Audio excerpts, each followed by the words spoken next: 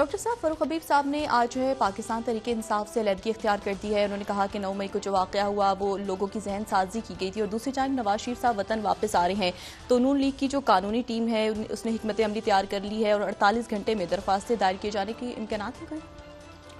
देखिए जी, ये तो फ़ारूक हबीब साहब के ऊपर तो क्या तबसरा किया जाए। एक कतार है, कतार दर कतार तशरीफ ला रहे हैं लोग और हंसते मुस्कुराते आ रहे हैं। अक्सरियत उनमें से बड़ी खुश है और उसकी बहुत सारी वजूहात हैं। कुछ ऐसे हैं जो जिनके बारे में हमें भी इल्म है कि वो उनके साथ प्रॉब्लम्स हैं, मजबूरियां हैं। कुछ ऐसे हैं जो खरामा आ रहे हैं चलते हुए। उनका ख्याल है कि उनके मुकदमात और ये और बाकी मामला था, तो मुझे नहीं। लेकिन ये कि इस मरहले पे इनका छोड़ना बनता नहीं था।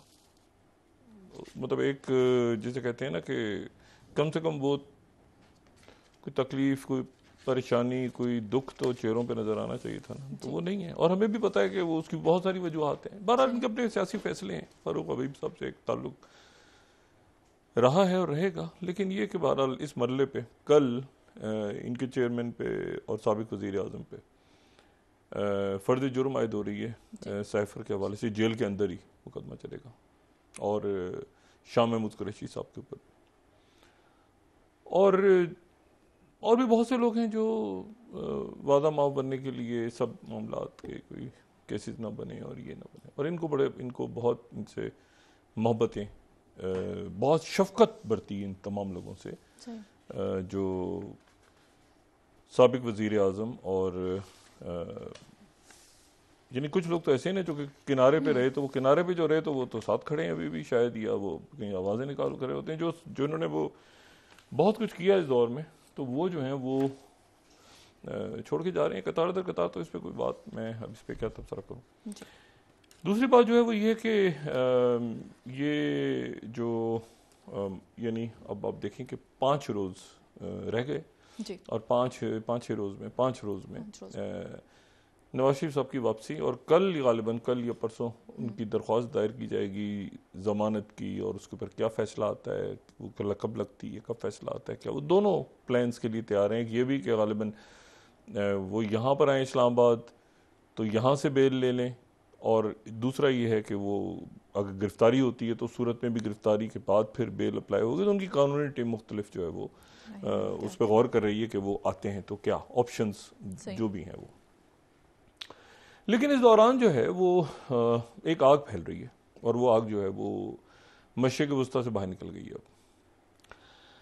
अच्छा, ये मैं जब बात यहाँ पे करता हूँ ना कि तारीख का जिक्र थोड़ा सा करना, तो उसकी वजह ये होती है कि ये जो पूरा खित्ता है, इस पूरे खित्ते में तारीख अगर आपको ना पता हो तो आपको आपस के इख्तलाफात और आपस की दोस्तियाँ, और वो दोस्तियाँ फिर इख्तलाफात क्यों बने। मिसाल के तौर पे मुत्तहिदा अरब अमारात हमारा बरादर मुल्क ज़बरदस्त, और कतर से भी हमारे ज़बरदस्त ताल्लुकात।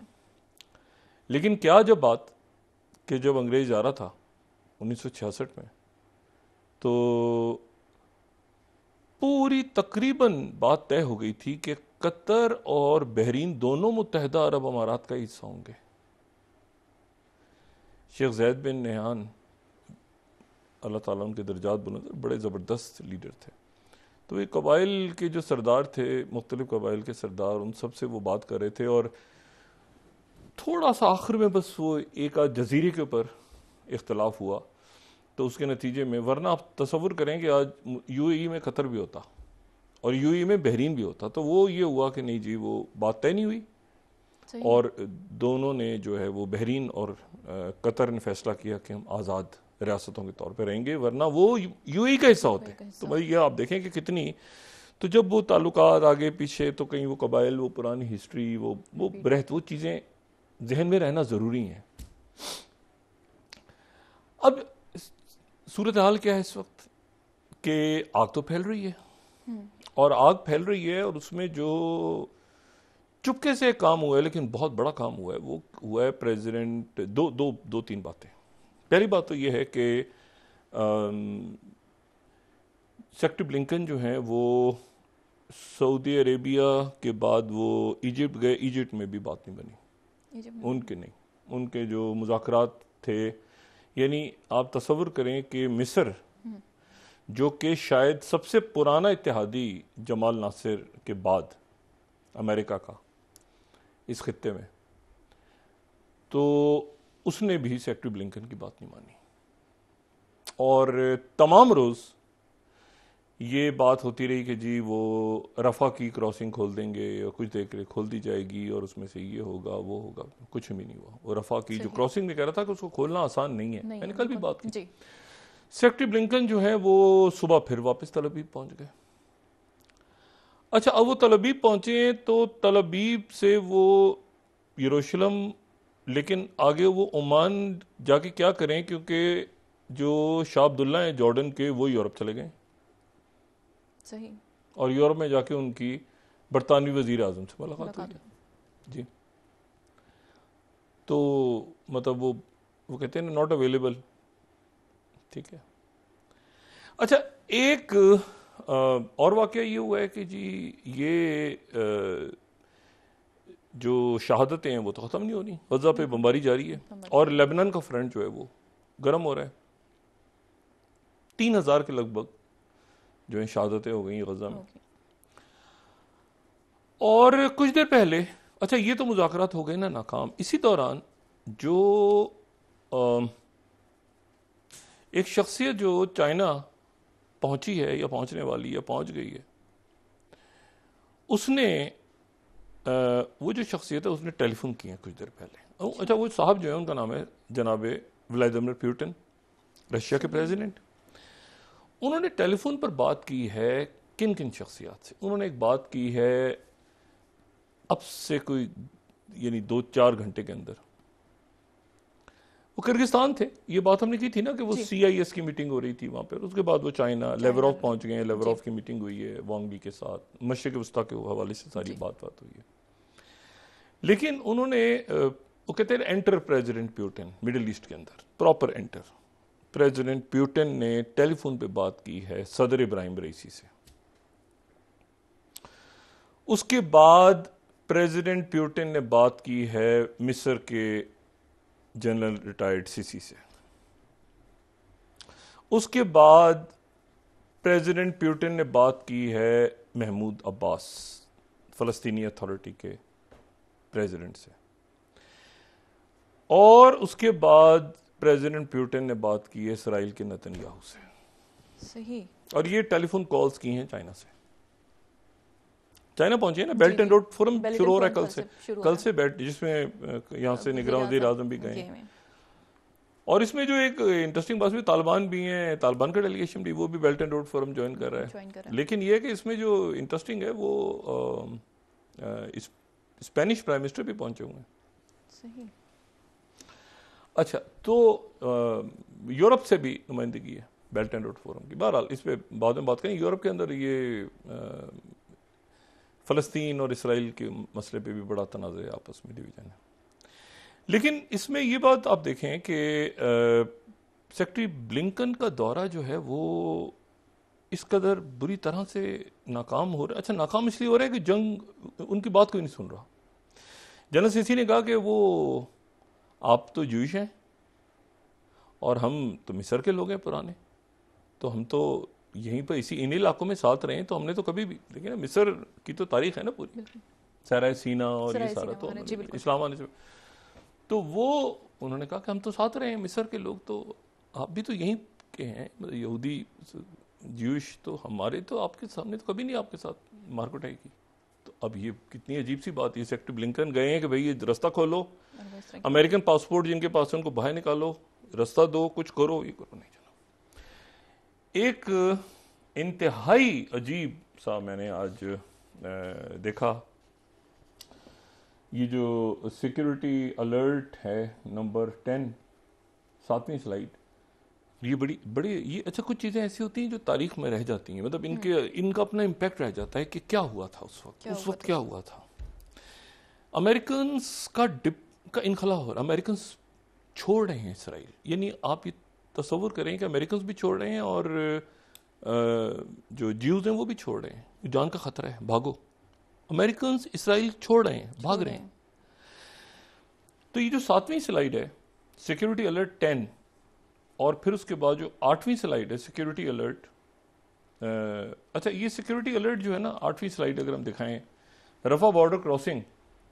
अच्छा ये देखें ये क्या है। पहले तो आप देखें सुबह according to media reports Rafah crossing will open, इतने बजे खुली, इतने बजे बंद हो गई। अच्छा, और ये सारा हुआ।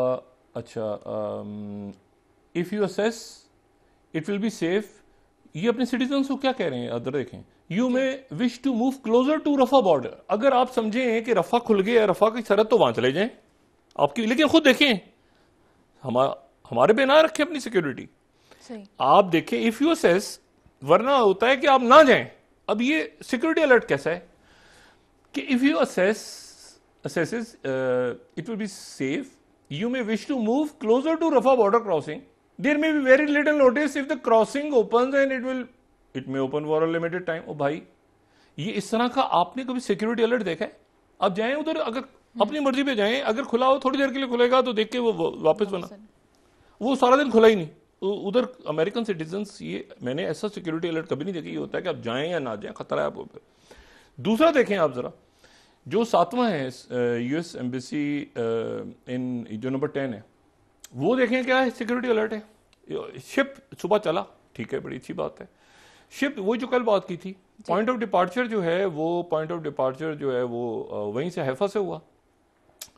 अच्छा, travel with in Israel is conducted at your own risk and plans may change depending on the security situation. The US government is unable to guarantee you safety. यानी ये अपने सिटीजन्स को क्या बता रहे हैं American. The passage to Limassol port, ये Limassol port किधर है? कब्रस में। एक्सपेक्टेड टू टेक अप्रोक्सीमेटली 10 से 12 घंटे समंदर में रहना है आपको, कश्तियों पे। जरा देखें, फूड एंड वाईफाई आपको मिलेगा। यूएस कॉन्सुलेट स्टाफ होगा शिप के ऊपर भी और साइप्रस में भी, वो आपको इंफॉर्मेशन देगा कि आगे कौन से जहाज में जाना है। लेकिन however you will be responsible for making accommodation and booking onward flights. आगे का जहाज और होटलों का पैसा खुद देना। यानी अपने शहरियों को निकाल रहे हैं भाई। आप अगर वहां से अपने सफारतकारों को, तो उनको टिकट तो दे दें, बिल्कुल, उनको खाने का पैसे तो अजीब अजीब। ये मैंने ऐसा ट्रेवल और सिक्योरिटी अलर्ट्स आज तक नहीं देखे। इतने पैनिक मोड नहीं होता। मतलब ये जो अफगानिस्तान से इनकलाब हुआ था तभी ऐसे नहीं हुआ था जिस तरह ये अलर्ट हो रहा है कि भागो भागो, निकलो, छोड़ो। तो भाई आप फिर वो उधर से वो इसराइल के लोग भी भाग रहे हैं, फलस्तीनी कह रहे हैं हम अपनी जगह रहेंगे या हमें रफा खोल के दिया जाए, तो फिर फलस्तीनी रह गए ना वहां। बिल्कुल ऐसे ही सब निकल गए तो फिर फलस्तीनी रह गए, फलस्तीनियों को दे दें उनकी जगह। मतलब किस्सा खत्म, सब भाग गए बाहर छोड़ के मुल्क। अच्छा, अब जनाब क्या हुआ है, तो ये एक अजीब गरीब सी बात है। तो वो वहां से, अच्छा लोग कितने हैं ये हमें बता रहे हैं जनाब। 9th स्लाइड, ये साइप्रस वाले में बता रहे हैं। साइप्रस पहुंचे हैं ना, जी, बिल्कुल। तो यहां से लोग कितने गए जहाज में बैठ के, ये कश्तियों में बैठ के, यानी यहाँ कश्तियों में बैठ के भी 12 घंटे बाद, सुबह चले हैं ना, जी जी 9 बजे, तो 12 घंटे बाद वहां पहुंचेंगे। तो साइप्रस वाले बता रहे हैं कि जी ये कितने लोग आ रहे हैं वहां पे। 9th स्लाइड अगर दिखाएं तो वो कह रहे हैं कि 2000 यूएस सिटीजन आ रहे हैं हैफा से। लिमिसोल पोर्ट पे अपडेट किया उन्होंने। अच्छा जी, 2000 अमेरिकन सिटीजन। ये वो हैं जो इसराइल में थे, जो गजा में अभी नहीं है। अच्छा, गजा में जो है वो तो 600 500 600 फंसे हुए हैं, वो ये अलग मसला है। तो पैनिक। ये 22nd स्लाइड है गवर्नमेंट ऑफ यूके, जहां से पता चल रहा है कि किंग अब्दुल्ला जो है वो 15 तारीख को, कल उनकी मुलाकात हुई है। 22वीं स्लाइड अगर हम दिखाएं ना, गवर्नमेंट ऑफ यूके, ठीक है। किंग अब्दुल्ला जो है वो बरतानिया में है और उनके प्राइम मिनिस्टर ऋषि सुनाक से मीटिंग हुई है। अच्छा, 12। तो ये तो बात नहीं बनी आगे।